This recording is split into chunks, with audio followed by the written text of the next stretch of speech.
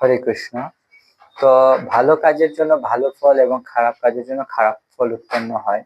তো উভয় রকমের কর্মের জন্যই কর্মফল উৎপন্ন হয় এবং কর্মফল ভোগ করার জন্য এই জড়জগতে আবার আসতে হয়।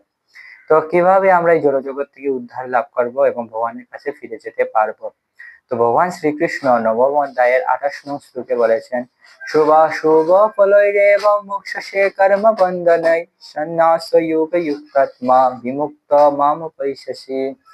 অনুবাদ: এভাবে সমস্ত কর্ম আমাকে অর্পণ করার মাধ্যমে তুমি শুভ এবং অশুভ সকল রকমের কর্মের বন্ধন থেকে মুক্ত হবে এবং সন্ন্যাস যুগে আমাতে যুক্ত হওয়ার মাধ্যমে তুমি সকল রকমের কর্ম বন্ধন থেকে মুক্ত হবে এবং আমাকে প্রাপ্ত হবে।